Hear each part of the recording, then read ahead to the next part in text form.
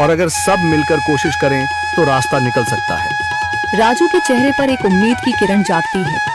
हाँ बाबा जी, अगर सब मिलकर काम करें तो हम पानी ढूंढ सकते हैं। हमने पहले कभी यह कोशिश ही नहीं की। लेकिन इतनी कठिन जमीन में नया कुआं खोदना आसान नहीं। मुश्किल जरूर है, नामुमकिन नहीं। अगर हम मिलकर काम करें तो ये हो सकता है। राजू खड़ा हो जाता है। उसकी आंखों में एक नई रोशनी है। तो फिर हम कल से काम शुरू करेंगे। मैं गांव के सभी युवाओं को इकट्ठा करूंगा। हम मिलकर नया कुआं खोदेंगे। यह कहते हुए वह शामू के साथ गांव के दूसरे युवाओं को बुलाने के लिए निकल पड़ता है। कहीं दूर से गरज की हल्की सी आवाज आती है, जैसे आकाश ने उनकी उम्मीदों की गवाही दे दी हो।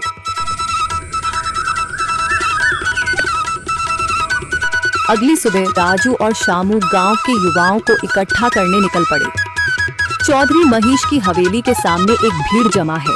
बाबा जी, संदरी, गांव के कुछ बुजुर्ग और किसान सभी मौजूद हैं। हम हाथ पर हाथ रखकर नहीं बैठ सकते। अगर अल्लाह ने हमें हिम्मत दी है तो हमें खुद पानी के लिए मेहनत करनी होगी। हम एक नया कुआं खोदेंगे। लेकिन राजू, क्या हमें यकीन है कि वहाँ पानी मिलेगा? बेटा, पानी जमीन के अंदर होता है, बस सही जगह खोदने की जरूरत है। हमने अपने बुजुर्गों से सुना था कि पुरानी नहर के पास जमीन नरम थी, शायद वहीं पानी हो।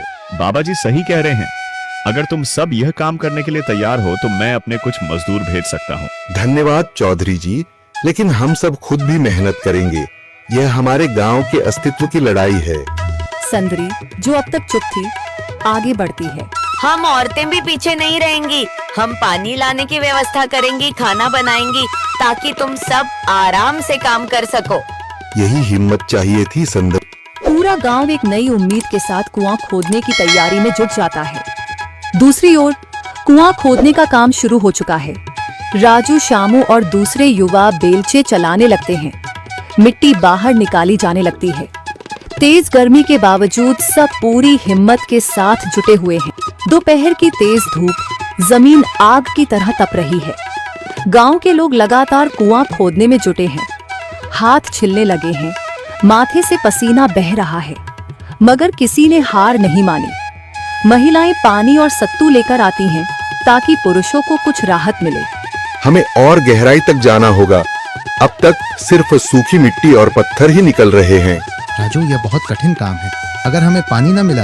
अल्लाह मेहनत करने वालों को कभी निराश नहीं करता बेटा।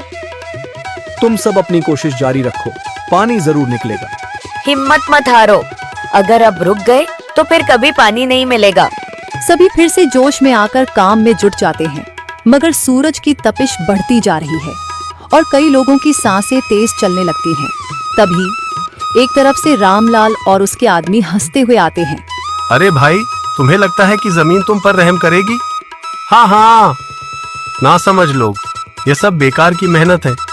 रामलाल, हमारा हौसला मत तोड़ो। अगर तुम मदद नहीं कर सकते तो कम से कम मजाक भी मत उड़ाओ। मदद? हाँ, मैं अपने कुएं का पानी बेच सकता हूँ, मगर मुफ्त में नहीं दूंगा। राजू सब अनसुना कर फिर काम में लग जाता है। शाम होने लगती है, लेकिन अभी तक पानी का नामो निशान नहीं। कुछ लोग मायूस होकर पीछे हटने लगते हैं। राजू, शायद रामलाल सही कह रहा है। यह सब बेकार है। नहीं शामू, हमें हार नहीं माननी। अगर आज हार गए तो फिर कभी हिम्मत नहीं कर पाएंगे। तभी अचानक फावड़ा किसी कठोर चीज से टकराता है। एक अजीब सी आवाज आती है। राजू चौंक कर देखता है और जल्दी जल्दी मिट्टी हटाने लगता है। अचानक एक ठंडी लहर महसूस होती है। सभी लोग दौड़कर आते हैं। जैसे जैसे मिट्टी हटती है, नीचे से गीली जमीन नजर आने लगती है। सब हैरान रह जाते हैं। सुभान अल्लाह, मैंने कहा था ना, अल्लाह हमारी मेहनत को झाया नहीं करेगा। राजू और बाकी सभी जोर लगाते हैं। कुछ ही पलों बाद अचानक मिट्टी के नीचे से पानी की एक छोटी सी धारा फूट पड़ती है। गांव वाले खुशी से चिल्ला उठते हैं।